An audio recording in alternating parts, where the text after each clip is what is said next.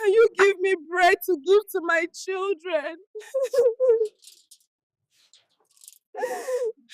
We have been hungry for a number of days now and we haven't eaten. All I need from you is to give us bread so that we can. Billionaire brought his fiancée home until he saw his ex-wife begging with twin kids outside his gate. He stepped out of the car, smiling, proud, ready to show his fiancée the life he had built. The mansion gates opened slowly, just as planned.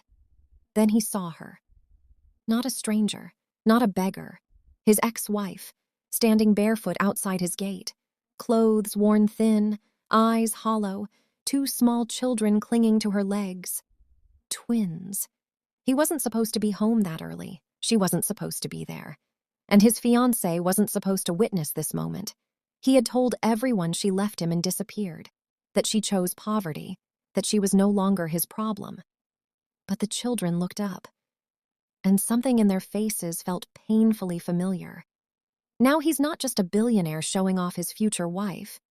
He's a man confronted by a past he tried to bury, because those twins didn't just look hungry, they looked like him, and the choice standing in front of his gate would change every life involved.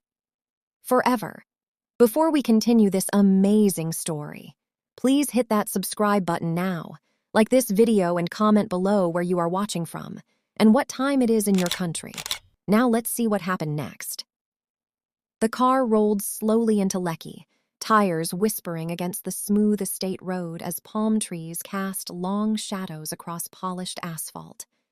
Sunlight bounced off the black paint, sharp and deliberate, the kind of shine that announced arrival before the engine even stopped. He adjusted his posture, letting the moment breathe, letting the city see him again. This was timing. This was control. And the air smelled faintly of salt from the Atlantic, mixed with new concrete and quiet money. Everything about the scene said success, yet somewhere beneath the hum of wealth, something unseen was already shifting. The mansion rose ahead like a declaration, wide glass windows catching the sky, cream walls untouched by time, guards standing alert in pressed uniforms. He slowed further, not because he had to, but because he wanted the view to land properly. This was the proof he had promised, of growth, of victory, of a past outgrown. In his mind, this gate separated eras, before and after, the man who struggled, the man who conquered. What he didn't consider was that gates don't just keep things out, they sometimes trap truths inside, waiting patiently. He stepped out into the heat, leather shoes meeting stone, the scent of freshly watered lawns rising around him. Confidence settled on his shoulders easily, like a tailored jacket he had worn too many times to feel its weight. Lekki had watched him climb, watched his name harden into influence. This home was the final punctuation mark on his story. He believed the past had been erased by distance, by silence, by money. But Lagos is a city that remembers footsteps, and it was already remembering his. The gate motor whirred softly, metal beginning to slide apart with ceremonial patience. He lifted his hand slightly, not to stop it, but to savor it. This opening was meant to impress, meant to seal admiration, meant to confirm that every sacrifice had paid off. Inside his chest, pride swelled, clean, satisfying, unquestioned. He didn't notice how the sound of the gate echoed a little too loudly, or how the air felt heavier as it opened, as if something on the other side had been waiting longer than he had. Beyond the gate, the driveway stretched wide and empty, sun blazing across stone tiles that reflected heat upward. The silence felt expensive, curated, protected. This was the life he had chosen, the life that required forgetting. He believed forgetting was the same as moving on. That belief steadied him, kept doubt locked away. Yet as the gate widened, a flicker crossed his mind, brief, unwanted, an image of a door once closed behind him, and a promise he never planned to keep. Lekki's sounds drifted faintly from beyond the estate walls. Distant horns, a generator coughing to life, voices rising and falling. Two worlds pressed close here, separated by concrete and wealth. He stood firmly on the side he had earned, as he convinced nothing from the other side could reach him now. The gate continued opening, slow and obedient, and with every inch the certainty he carried felt just slightly thinner, like fabric stretched too far without tearing. Yet, as the gate reached its widest point, sunlight spilled through fully, exposing everything beyond it in unforgiving clarity. He inhaled deeply, ready to step forward and complete the moment he had rehearsed in his head. This was supposed to be the beginning of celebration, admiration, approval. Instead, the pause lingered a fraction too long. Something stood where nothing was meant to be. And before his mind could catch up to his eyes, the first crack appeared in the story he believed was finished. Heat shimmered near the gate as his eyes adjusted, the bright afternoon sun flattening colors into harsh truth. Just beyond the iron bars, a figure stood still, unmoving as if rooted to the dusty pavement. Bare feet pressed against hot concrete. A faded wrapper clung loosely to a thin frame. She wasn't waving. She wasn't shouting. The stillness itself felt intentional, heavy. In a place designed to keep the world out, her presence felt like a breach, quiet, deliberate, and it unsettled him before recognition even had a name. Wind stirred lightly, lifting the edge of her wrapper and carrying the smell of sweat, dust, and the road into the estate. Her face was lowered, eyes fixed on the ground as if she had learned that looking up invited rejection. Lines of exhaustion cut deep around her mouth, but there was no panic in her posture. This was not a woman new to waiting. This was practiced patience, the kind shaped by many closed doors. And somewhere in that familiarity, memory began to stir, unwanted and sharp. The closer he looked, the louder his heartbeat became, each thud colliding with fragments of the past. The slope of her shoulders, the curve of her jaw beneath hunger, the way her hands folded tightly in front of her, protecting something invisible. Poverty alone could not explain the weight pressing on his chest. This wasn't just a stranger at his gate. This was a reminder of nights once shared, of promises once spoken, of a life he had carefully edited out of his success story. She shifted slightly, the movement slow, careful, as if conserving strength. Sunlight caught her face fully now, revealing eyes dulled by hardship, but not emptied by it. There was no anger burning there, no accusation, just a steady endurance that felt more confronting than rage. He had expected desperation if he ever imagined this moment. What he saw instead was restraint, and restraint, he realized too late, was far more dangerous to his sense of control. Behind her, traffic murmured along the Lekki road, cars passing without pause, life continuing without concern. No one stopped to ask why she stood there. No one offered help.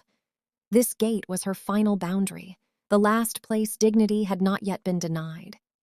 She stood close enough to touch the metal, yet worlds away from the comfort behind it. He felt exposed, as though the walls meant to shield him had turned transparent, leaving him visible to a truth he could no longer ignore. A faint movement near her legs caught his attention, subtle at first, then unmistakable. Small hands tightened around her wrapper. A soft shuffle of feet disturbed the dust. His gaze dropped instinctively, drawn downward by something smaller, closer to the ground, yet far heavier in consequence. The shape of the moment changed. What had been confrontation became something else entirely. The air seemed to tighten, pressing inward as if warning him that this encounter was no longer about two people alone. Two small forms leaned into her, seeking shade, seeking safety, seeking what little she could offer. He felt his breath catch before his mind understood why. This was not the scene he had prepared for. This was not the version of the past he had buried. The gate stood open now, fully, silently inviting the next truth forward. And as his eyes lifted again, dread settled deep in his chest, because whatever waited next would not ask permission to be seen.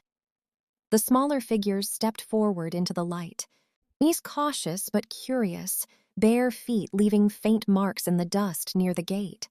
Their clothes were mismatched, faded by too many washes, hanging loosely on growing bodies. One leaned slightly into the woman's leg, the other stood straighter, chin lifted in quiet defiance. They watched the polished car, the tall walls, the man standing frozen behind the gate. This wasn't fear in their eyes. It was assessment, the kind children develop when life teaches them to read rooms early. Sunlight caught their faces fully now, revealing details he hadn't prepared himself to see. The shape of their brows, the spacing of their eyes, the familiar crease that formed when one narrowed his gaze against the glare. His stomach tightened instinctively, a physical response he couldn't explain away. Lagos traffic hummed behind them, but the sound felt distant, muffled, as if the world had narrowed to the space between his chest and the gate. Recognition stirred before logic could silence it. One of the twins tilted his head slightly, studying the man with a focus that felt unsettlingly personal. The other mirrored the motion moments later, a habit formed between them, practiced and unconscious. That movement hit him harder than the poverty ever could. He had seen that gesture before, in mirrors, in old photographs, in moments he once admired in himself. Denial surged quickly, sharp and defensive, because accepting what his eyes suggested would tear through everything he believed he controlled. He searched frantically for differences, for flaws, for anything that could separate them from him. Different noses, different mouths, different fate. His mind worked faster than his breath, stacking excuses like fragile walls. Children resemble many people, he told himself. Poverty distorts features. Memory exaggerates. But the longer he looked, the weaker those defenses felt. The resemblance didn't shout, it whispered, and whispers he knew were harder to silence than noise. The twins shifted again, one stepping protectively in front of the other, a silent agreement passing between them.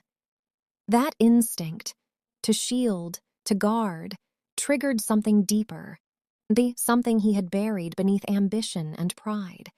He felt a strange pull, unfamiliar and unwelcome, tightening behind his ribs. It wasn't affection yet. It was recognition of responsibility hovering just out of reach, and that possibility frightened him more than exposure ever could.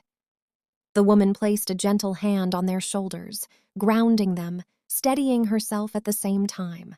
Her touch was careful, deliberate, the way someone handles something precious when resources are scarce. He noticed how the children responded instantly, how their bodies softened under her palm. That bond unsettled him. It spoke of years he had not witnessed, years he had chosen not to imagine, years that existed whether he acknowledged them or not.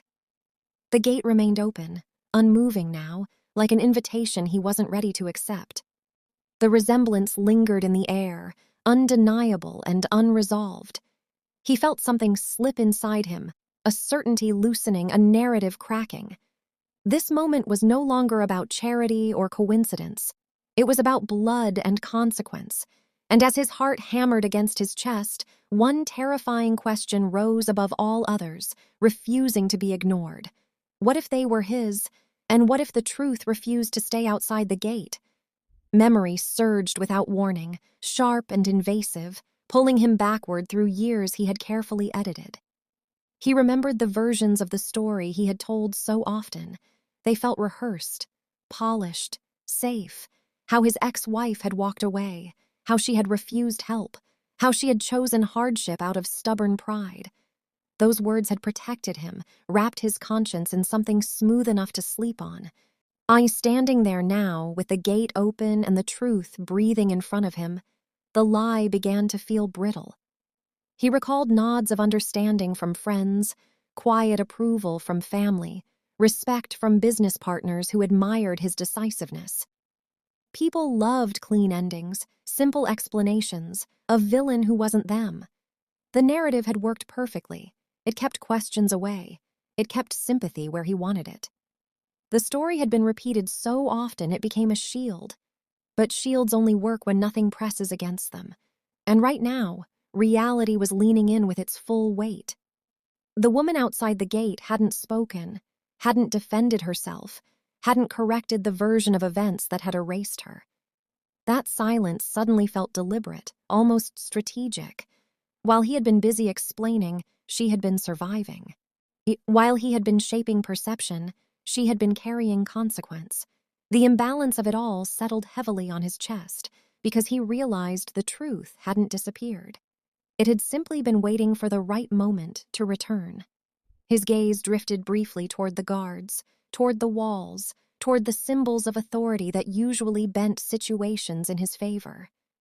None of them moved. None of them intervened. The lie he told the world had power in boardrooms and social circles, but here, at this gate, it felt useless. Lies, he understood now, are strongest when no one they hurt is present. The moment the injured stand before you, the lie begins to suffocate its owner. He felt the urge to look away, to retreat into the comfort of his version of events. That impulse had saved him before. But something about the twins' steady gaze made escape impossible.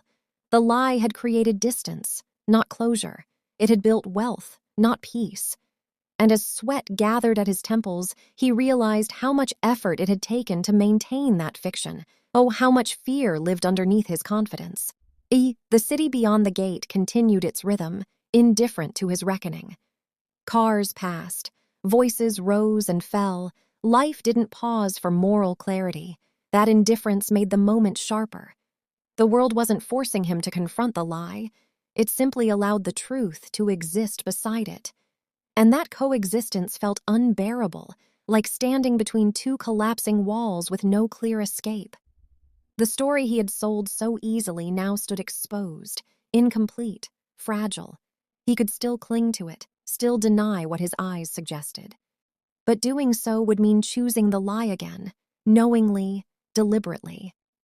As his breath slowed and his heart raced in defiance, the realization settled like a warning he could no longer ignore.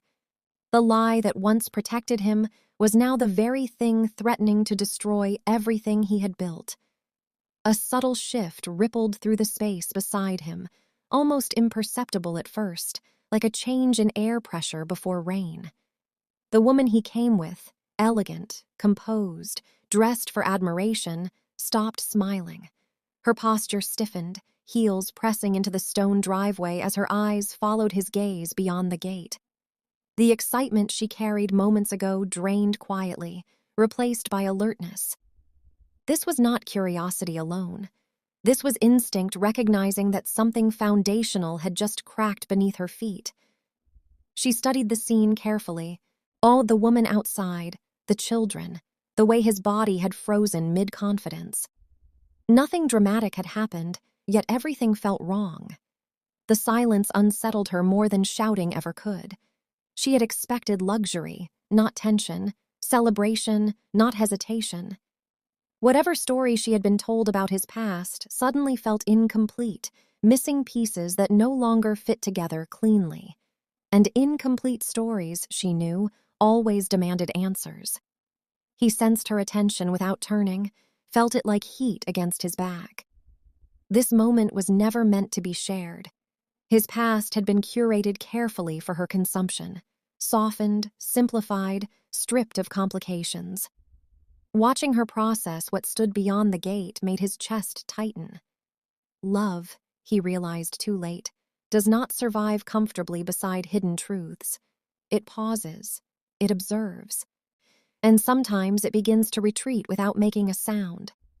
Her eyes moved from the twins to the woman's face, then back to him, measuring reactions, counting inconsistencies. She didn't accuse. She didn't question aloud. That restraint was more frightening than confrontation. It suggested intelligence, not blindness. Whatever she was seeing now would not be forgotten. The future he had imagined, weddings, photos, applause, flickered briefly, like a faulty light struggling to stay on. He felt the instinct to explain rising in him, sharp and urgent, but words refused to form. Explanations would demand truth. truth would demand responsibility, and responsibility would demand sacrifice. He stood suspended between defending his image and preserving her trust, knowing that whichever choice he made would expose something he could no longer hide. The silence stretched, heavy with unsaid questions that refused to remain patient. The Lekki sun bore down, heat pressing against skin, amplifying discomfort. Sweat gathered subtly at his collar while she remained still, unreadable. The imbalance between them widened. She was watching a man she thought she knew hesitate in a moment that required clarity. That hesitation, more than the scene itself, planted doubt. And doubt, once planted, grows quietly but relentlessly. As her gaze lingered on the children one final time, something shifted irreversibly. Whatever future she had envisioned now stood on unstable ground. She didn't need answers yet. The presence of uncertainty was enough. And as she stepped slightly away from him, not far but far enough, he understood with sudden clarity that this moment was no longer just about the past returning. It was about a future that might not survive what waited just outside the gate. The memory of her life after he left did not arrive with noise or anger. It surfaced quietly, like an old wound pressed by accident. She stood there now as proof of years spent enduring rather than living, her body carrying the record of every denial, every closed door. Hunger had thinned her frame, but it hadn't bent her spine. The silence around her wasn't emptiness, it was discipline. The kind learned when asking for help only teaches the world how to look away, and survival becomes a private responsibility. Rain-soaked nights flashed through her posture, the way she stood balanced, conserving energy, as if even standing too long was a calculated risk. She had learned how to stretch small meals, how to count days by endurance instead of calendars. Childbirth had come without celebration, without a hand to hold, without promises of tomorrow. Pain had been faced directly, without witnesses. And somehow she had learned to breathe through it, carrying two lives forward when one already felt too heavy. She had never returned to him, not because she didn't know where he was, but because returning would have cost her the last thing she owned: dignity. Pride had become her shield when everything else failed. She chose distance over humiliation, silence over begging. Every step she took away from his world hardened her resolve, reshaping her into someone who could stand outside his gate without collapsing, even when the weight of years pressed against her chest. The twins were living evidence of nights she didn't sleep and mornings she faced without certainty. Their quiet coordination, their alert eyes, their instinctive closeness all spoke of a childhood built on adaptation. They had learned early when to speak and when to stay still, when to hope and when to brace themselves. These were not children raised in comfort. They were children shaped by consequence, and every strength they carried traced back to her relentless will to keep moving forward. She had watched others judge her without asking questions, felt gossip turn her name into something pitied or dismissed. Still, she kept walking. She learned which streets were kinder, which markets offered mercy, which faces hardened at the sight of need. Lagos had not been gentle, but it had been honest. It taught her that survival did not come from sympathy. It came from consistency, and she mastered that lesson at great personal cost.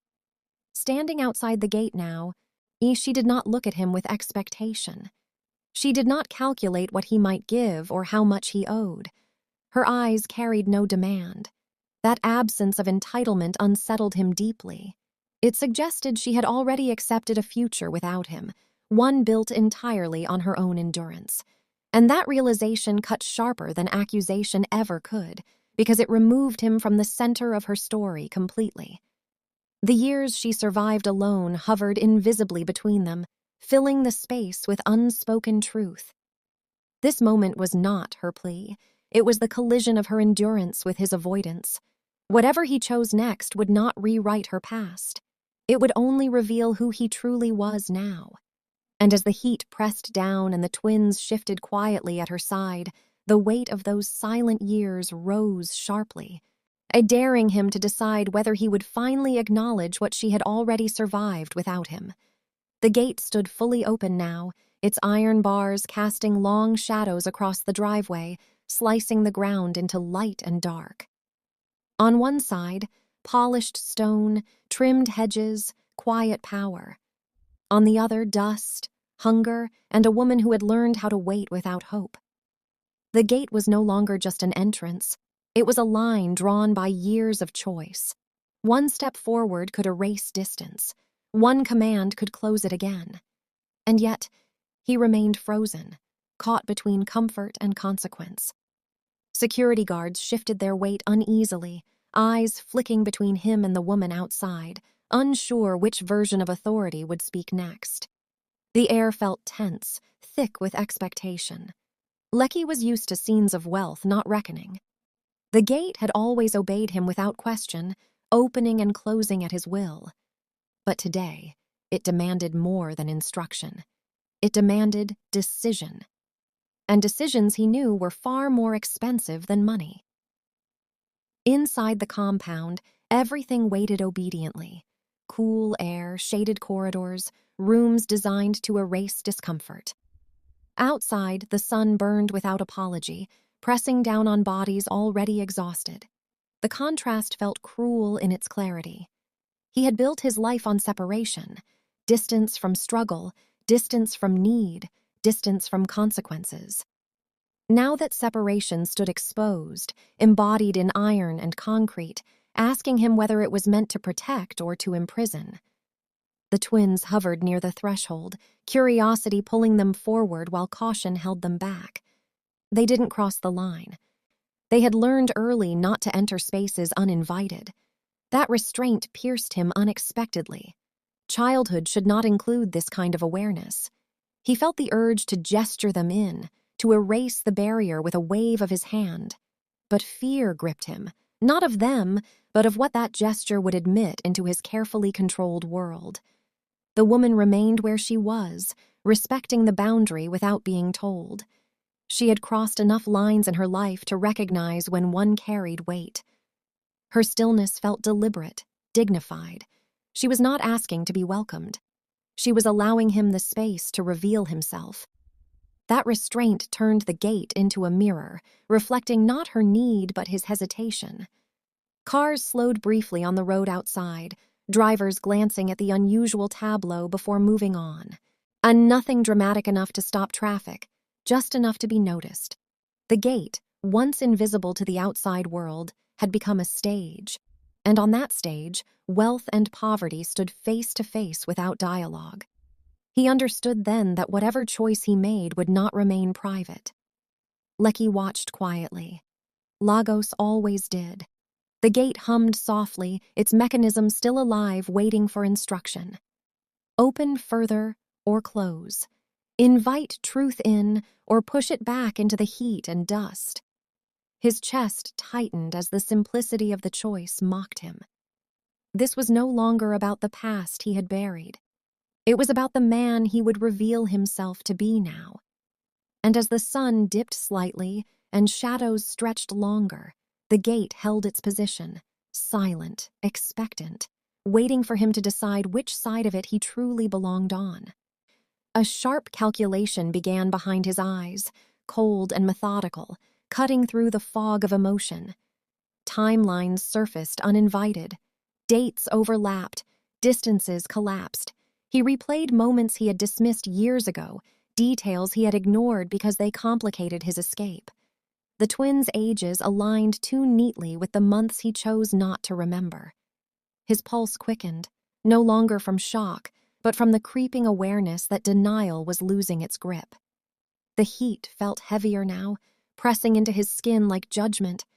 He imagined questions spreading beyond the gate, names whispered, photos taken, stories rearranged. Lagos thrived on observation, and Lekki was no exception. What began as a private reckoning threatened to become public exposure. The thought tightened his throat. Wealth had always given him distance, time to manage damage. But truth, he realized, didn't negotiate. It arrived fully formed and demanded acknowledgement. His eyes returned to the children, this time with caution rather than dismissal. Fear shifted shape inside him, morphing from disbelief into possibility. If they were his, everything changed. His legacy, his reputation, his future marriage. The carefully structured image he lived inside felt suddenly fragile, like glass under pressure. He understood then that ignoring this moment wouldn't preserve his life. It would fracture it in ways he could no longer control. The woman's calm unnerved him more than desperation ever could. She was not pleading. She was not bargaining. She simply existed, unafraid of what might follow. That composure suggested preparation, not hope. Fear prickled along his spine as he realized she had survived the worst already. Whatever he chose now could not undo her strength, but it could expose his weakness, publicly and permanently. His mind raced through solutions, money transferred quietly, arrangements made discreetly, problems managed out of sight. These were familiar tools, strategies that had served him well. Yet none of them addressed the central threat. The children weren't debts to be settled. They were living evidence. No amount of money could erase resemblance, silence instinct, or rewrite blood. The fear sharpened, stripping away illusions he had relied on for years. He became acutely aware of the space around him, of how exposed he felt standing in full view of both worlds. Inside the compound, comfort waited. Outside, consequence lingered patiently.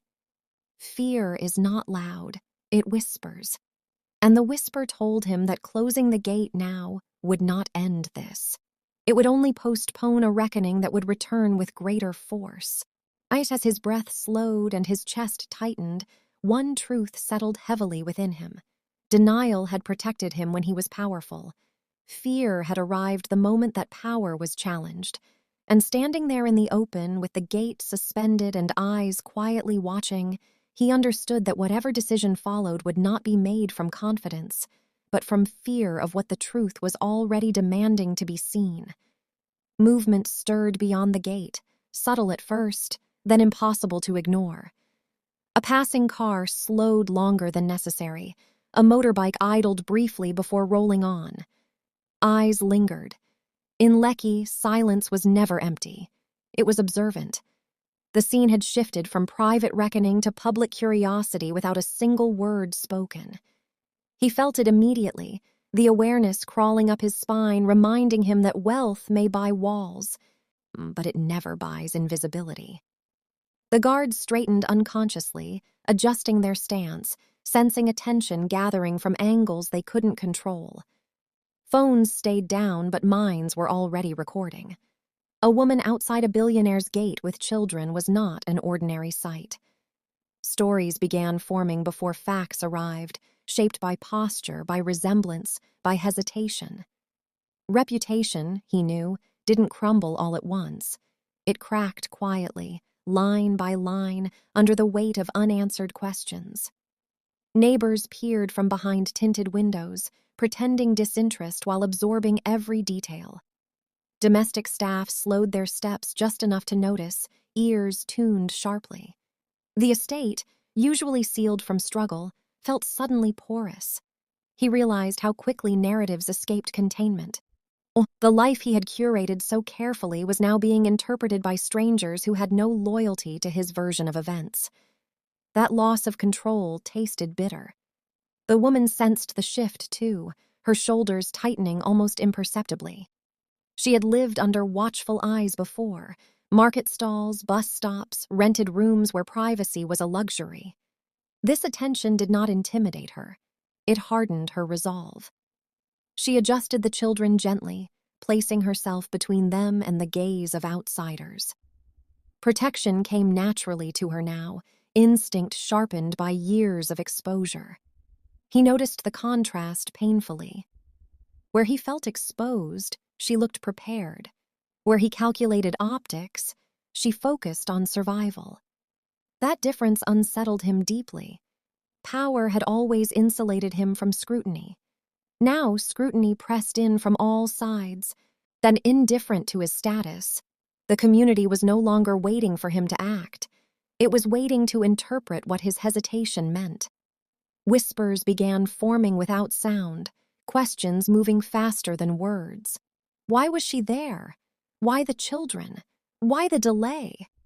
Lagos thrived on unanswered curiosity. Silence in this city spoke louder than explanations. He understood that even if he resolved this privately, the moment had already escaped him. The image was planted. The seed of doubt had found fertile ground. As the sun dipped slightly lower, casting longer shadows across the driveway, the weight of being watched settled fully on his shoulders. This was no longer just a personal reckoning.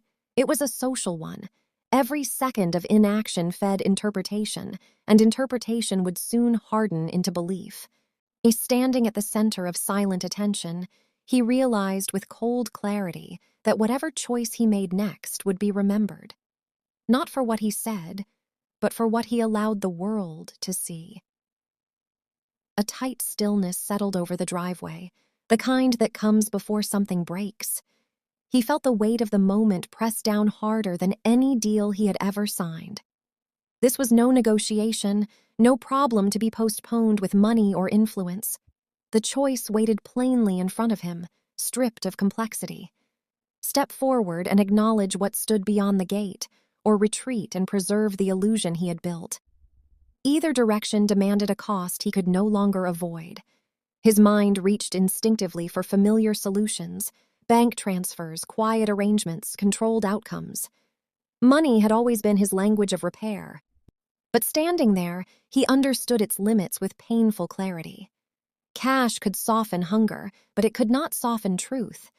It could buy silence temporarily, but it could not erase resemblance, instinct, or blood. The problem was no longer financial. It was moral.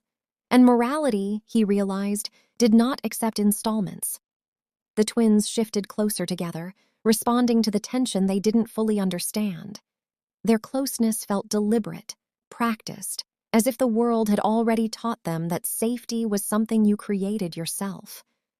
That sight cut through his calculations sharply. Children were not consequences he could outsource. They were realities that demanded presence, not protection from a distance. The weight of that responsibility pressed against him, unfamiliar and heavy. Behind him, the life he had constructed waited patiently. Rooms cooled by air conditioning, silence designed for comfort, a future built on admiration and control. Ahead of him stood uncertainty, public scrutiny, and obligations he had never planned to claim. The contrast was brutal in its simplicity. He had spent years avoiding inconvenience. Now inconvenience had grown into something immovable, blocking the path back to who he thought he was. The woman did not move closer. She did not plead. Her restraint forced the decision back onto him, refusing to share the burden of choice. She had survived without his acknowledgement. Whatever happened next would not define her worth. It would define his character. That realization tightened his chest, because for the first time, the outcome was not about preserving comfort. It was about revealing truth. He became acutely aware of how small his gestures suddenly felt. A wave of the hand could open doors, summon people, control space, but it could not rewrite the past. The power he relied on had always been external. This moment demanded something internal, something he had neglected for years. The choice hovered, unavoidable, pressing him toward a version of himself he had never tested. As the seconds stretched, the silence deepened, sharpening every breath. He understood then that delay itself was a decision, one the world would read clearly. Wealth could cushion many falls, but it could not protect him from the judgment that followed inaction. Standing at the center of converging eyes and quiet expectation, he realized this was the point of no return, because whatever he chose next would shape not just his reputation, but the lives bound irrevocably to his answer. The air shifted subtly, as if the space itself had decided the balance was no longer in his favor. What once felt like authority now felt exposed, stripped of its shine. The woman outside the gate did nothing extraordinary, yet her presence rearranged power effortlessly, She did not raise her voice or demand justice. She simply existed as proof that survival had strengthened her in ways money never could, and that quiet endurance had brought her to this moment fully prepared. The twins stood taller now, no longer shrinking from the heat or the eyes watching them. Something in the atmosphere had changed, and even they could feel it. Their posture carried a strange confidence born not from comfort, but from having faced hardship early and lived through it. They were no longer just children at a gate. They were the future he had unknowingly abandoned, standing firmly in the present he could no longer control. He felt the reversal settle into his bones slowly, unmistakably. The man who once decided who mattered now waited for acceptance himself. The wealth that once elevated him felt suddenly irrelevant in the face of moral authority. The woman he dismissed as weak now defined the moment entirely, not by force, but by truth. Karma did not arrive with violence or noise. Why, it arrived by placing him exactly where he had placed her, outside certainty, stripped of control. Around them, the quiet watchers absorbed the shift instinctively. No one needed explanations. Power had changed hands without a word spoken. Respect, once assumed, now required proof. The community didn't celebrate or condemn openly. It simply recalibrated, aligning itself with what felt right rather than what looked impressive. And in that recalibration, he felt something he had avoided his whole life, humility forced by circumstance. The woman's eyes met his briefly, not with triumph, but with clarity. There was no satisfaction there, no hunger for revenge. That absence unsettled him deeply. Revenge would have made this easier to frame, easier to dismiss as bitterness. What stood before him instead was consequence, clean, unavoidable, and indifferent to his comfort. The past had not come back to punish him. It had come back to be acknowledged. He understood then that karma was not interested in destroying him. It was interested in revealing him. Every choice he had made in silence now stood visible in daylight. Every comfort he had prioritized over responsibility now demanded explanation. The power he once wielded externally had been replaced by a test of character he could not outsource or escape. As the moment stretched on, heavy and irreversible, he realized the cruelty of karma lay not in pain, but in timing. It waits until escape feels impossible, until denial collapses under truth. Standing there at the gate, stripped of certainty and illusion, he understood with sobering clarity that the life he had built could survive this, but only if he was willing to become a man he had avoided being for far too long. Evening light softened the harsh edges of the estate, shadows stretching long across the driveway as the heat finally began to loosen its grip.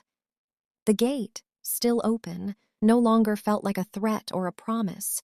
It felt like a witness. Everything that mattered now stood exposed in that narrow space between inside and outside. The mansion behind him looked unchanged, yet it no longer felt secure. Something essential had shifted, and no amount of wealth could restore the simplicity of the moment before the gate first opened. The woman remained steady, her presence grounded, unmoved by the luxury around her. The twins leaned into her, not because they were afraid, but because that was where safety had always lived. They did not look at the house with longing. They looked at her. That small detail carried a lesson sharper than any accusation. Love built through sacrifice does not compete with comfort. It replaces it. And watching that bond, he felt the final illusion of control slip away.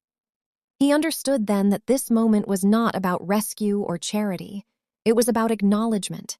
Responsibility delayed does not disappear. It gathers weight. Every year he avoided the truth had brought it closer to this gate, closer to public light, closer to consequence. The past had not chased him. It had waited patiently, allowing him to believe he had escaped until the timing was perfect. Around them, life in Lekki continued. Cars passing, voices rising, the city indifferent to personal reckoning. That indifference made the lesson clearer. The world does not pause for regret. It only records how you respond when truth finally stands in front of you. This gate, once a symbol of success, had become a measure of character. What crossed it next would define more than reputation. It would define legacy. The silence stretched again, but this time it felt different. It felt complete. Whatever choice he would make from here would ripple outward, touching lives far beyond this driveway. The children's future, the woman's dignity, his own sense of self. Nothing could return to how it was. And that finality carried its own strange calm, like the moment after a storm when damage becomes visible. This was the truth no one teaches with wealth or ambition. Success without responsibility is unfinished. Pride without accountability is temporary. The past you abandon does not vanish. It waits, growing stronger in your absence. Standing at the gate, with everything laid bare, he realized that justice does not always arrive loudly. Sometimes it arrives quietly, asking only one question. What would you have done at that gate? Would you protect your image or protect the lives tied to your choices? Is money enough to erase responsibility, or does karma always find its way back, patient and precise? As the sun dipped fully below the horizon and the gate cast its final shadow, one truth remained unshaken. The moment you refuse to face your past is the moment it begins preparing to meet you again.